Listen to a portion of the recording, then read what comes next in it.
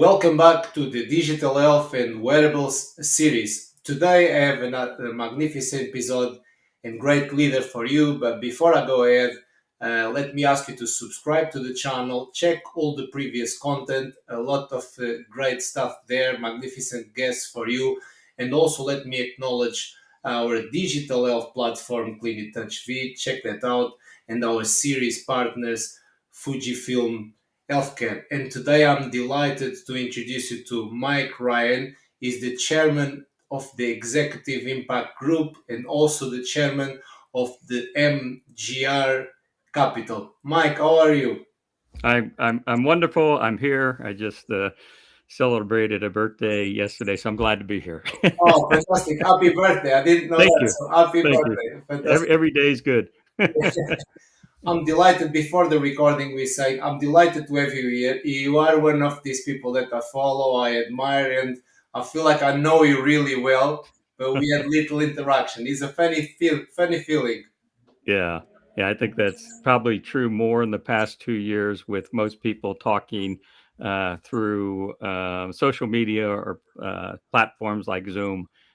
We feel like we're close. I work internationally from all over the world, and so I've met people that online that I've never met in real life. On the other hand, people in real life I haven't seen in many cases for 2 or 3 years. So it's always good to connect anyway. I am with you there. And today we are here to kind of discuss the topic, the maldistribution of healthcare. And I'm going to go straight to the first question, which Sure. is what are the challenges and opportunities you see globally in the maldistribution of healthcare services and medicine to developing countries in leveraging digital health? Yeah, just as a little background, speaking of birthdays, both my parents will be 91 on January 28th. And the reason I bring them up is because, like them, I'm an entrepreneur, but I've also been an entrepreneur in healthcare. And like my father was a hospital CEO. And they early on designed, built, and built hospitals and managed them all over the world. And one thing I was able to see as a child and then as an adult is the kind of the maldistribution of healthcare in different parts of the country. In the U.S., you can look at places that are in Appalachia, or you can look at places in different parts of the U.S. that have maldistribution, but also worldwide, it's even worse. And the reason, if you look at different continents, we can pick Asia or Africa, is that we've seen actually a decrease in the number of health providers. I'm not even talking about doctors, but health providers like nurses and other healthcare people that could do different basic healthcare. But the reason you've seen that is that the number of factors. Number one is that there's just not healthcare education isn't happening there. The medical education, the low doctor to patient population is, in some cases we have here in the U.S., not too bad. If you look at even radiologists in the U.S., I think is about, 23,000 or something like that. If you go to some parts of Africa, it's like one radiologist for every 8 million people. So there's no way in the world they can service that. The other is, besides the low ratio, is that if someone is going to leave Africa, or they leave Africa to get education, they don't necessarily return back to their home country. So immigration of doctors outside and leaving their home countries. The other just far distances between, acute care facilities like hospitals that patients can't get to. And if they are and they stay in the country, is the concentration within urban settings. I mean, we have the issue here. I mean, even last week in the U.S., we had a number of rural hospitals closed. You can imagine if you've got hundreds of miles between a hospital and patient populations are out there. So it's really just some basic infrastructure that isn't there, and why we have a maldistribution of healthcare in different countries. And I think that having digital health as at least the first line of providing primary care or prevention or diagnostic.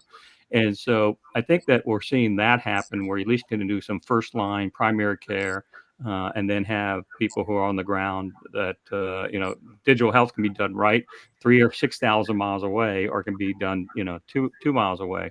So I think leveraging digital health, we're seeing that. We're still not seeing it at the rate that I'm necessarily comfortable with, but at least we've started that process. Oh, brilliant, Mike. Thank you so much for that. And you really highlighted very important issues there in the dynamics of the maldistribution. Thank you so much for that. The Yeah. second question that I have for you is, how does the institutionalized medicine play an increasing role in diagnosis, treatment, and ongoing care remotely and at home? Yeah,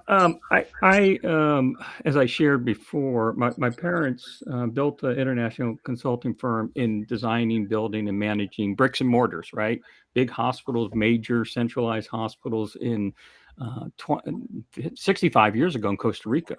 My dad helped design the health system there, where they built 20 hospitals and centralized hospital for care. And Costa Rica did that because they were able to do it because they didn't have any military, so they spent their resources on healthcare, which made a lot of sense. But they also worked in Sweden and Italy and the Republic of China, which is Taiwan, and building these massive hospitals that are, hundreds, if not in some cases in Taipei and Tainan. They designed the National Taiwan University Hospital, and 2,000 beds. And so, that's great acute care settings. But now 65 years later, we are investing in less in bricks and mortar and more in clicks and bytes, because not everyone can make it, as I mentioned earlier, to the centralized healthcare. And Dr. Pellegrino, who was a physician many years ago, about 40 years ago, said that hospitals that we know today, acute care hospitals, will really cease to exist, and there really will become ICUs. And in many cases, that prophecy has come true.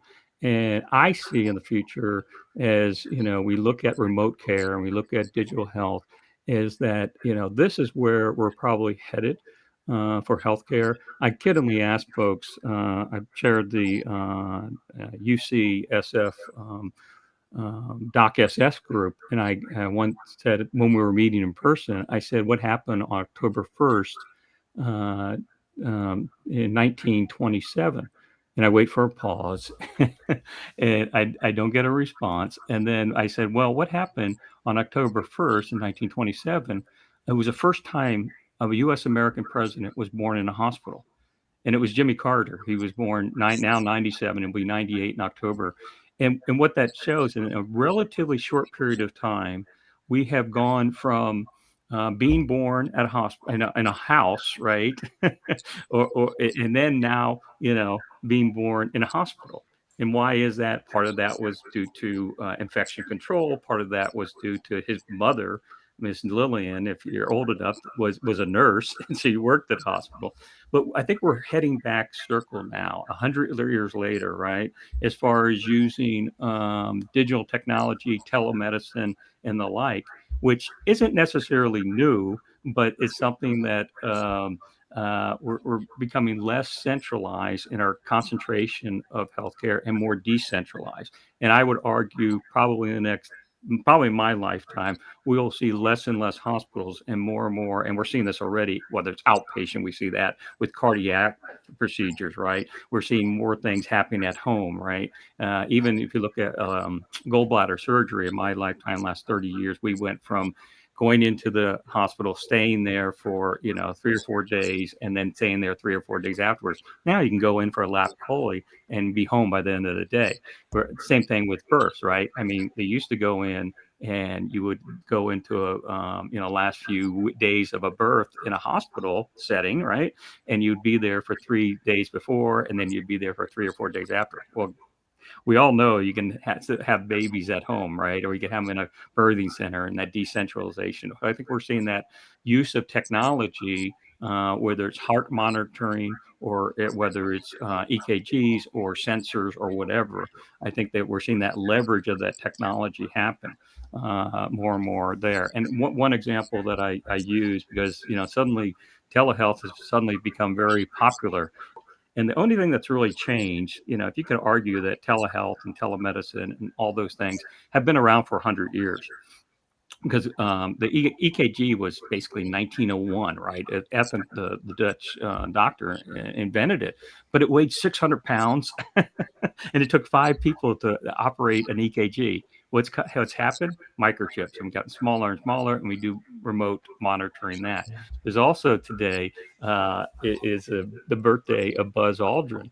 And if people in the U.S. probably know Buzz Aldrin, Mike Collins, and Neil Armstrong were the Apollo 11 astronauts.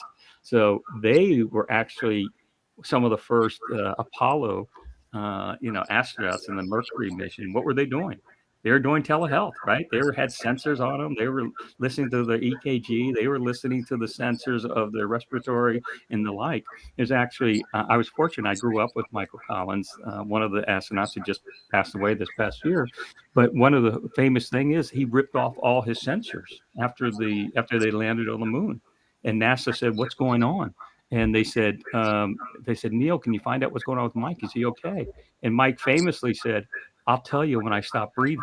So we've always had that, last 60 years, technology and the ability to do remote sensing and monitoring stuff like that, and using technology in each country. So that's kind of my thoughts on that. Oh, that's outstanding. Well, he said so much in there, Mike. Let me, before I forget, mention the decentralized piece, and we see that. I mean, discharging of patients, post-operation procedures, and following ups at home, and everything.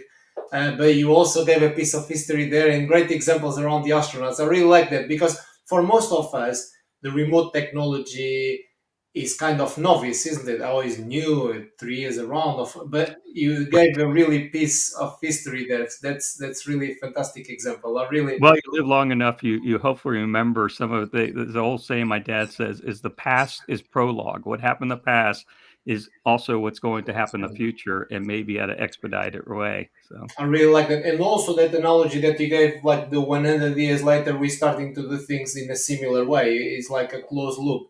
right, I like that. I've been doing, as you know, lots of work on remote monitoring and follow all the trends and absolutely, everything. great work. And Yeah, this is a thing to stay, and this is the future. Okay, we don't want to go for the hospital all the time, and they don't want us there anymore anyway. So right. it's a new way, and I'm glad that digital health is evolving really nicely. And the third and last question that I have for you, Mike, is what do you see on your horizon in regard to digital health as an observer, former tech CEO, and a patient? Yeah, I think that even though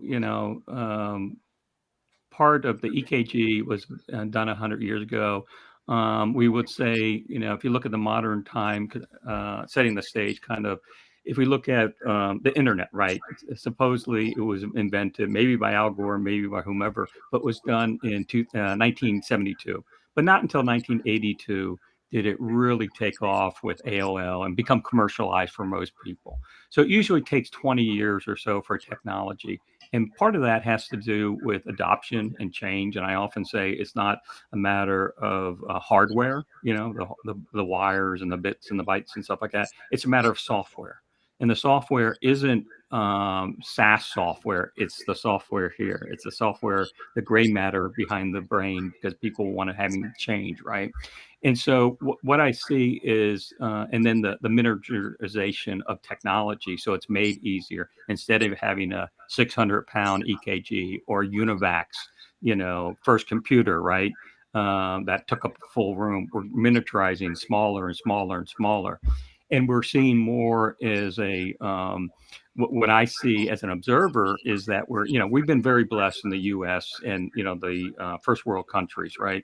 But there's many others that are not. And so if we just took what we have in the U.S. and, as I said earlier question, taking our technology, just took a snapshot in time and took that and replicated that in South America, in Asia, parts of developing countries, in parts of India, parts of Africa, then that would suddenly lift up all of us, globally. So one thing as an observer and someone who used to run hospitals and work with the largest health systems is try to not create the wheel, right? And so why not have maybe this is too altruistic or too optimistic, but have the hospitals and health systems in developed countries adopt other facilities like in Africa or whatever, and just use the current technology, or if they're that then could be used at somewhere else, and that would suddenly bring it up to a new level. So maybe a little optimistic, but I think that that's what we're seeing is a more miniaturization. We're seeing. I just saw the other day, although it's been around for a while, we have the pills that do the diagnostic where you can go through versus doing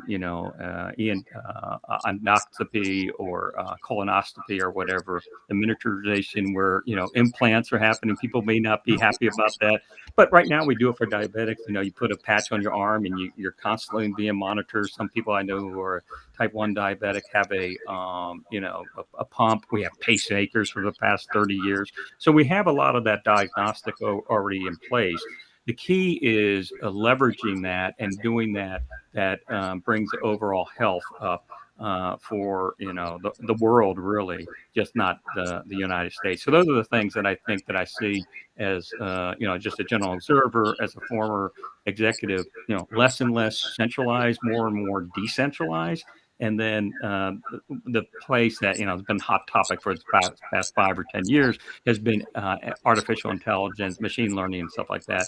Right now, we're still, too many variables. And as we get more data by using sensors, whether it's a heart or glucose, or, we're still using stethoscopes. Come on.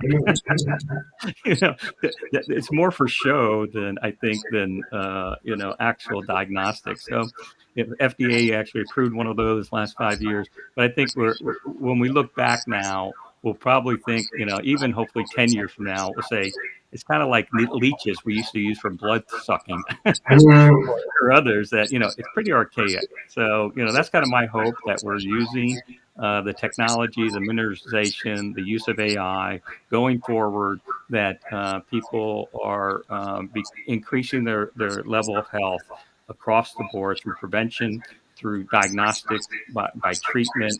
And, at some point, we'll be able to do that worldwide, and, the 8 billion people or so. Brilliant. Mike, what a way to finish. You mentioned so much the decentralization piece, but also the sensors, the magic pills, as they call it, the implantables. Is so much going on. So, and I followed the industry very closely. Mike, thank you so much for your time, for your Sure. expertise. Magnificent insights.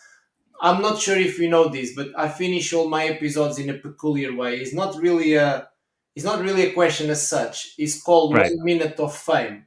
Okay, Right. so you can mention anything, your professional achievements, you mention family birthdays, anything whatsoever.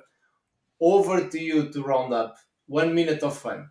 Sure. I have watched your video, so I'm very familiar with your format, and I appreciate you really doing that because I think it's a great service. We're giving more exposure to other one. So what I will say to you is a personal mission of mine. I don't know if you know this, but it's pretty well documented, and I don't hide it.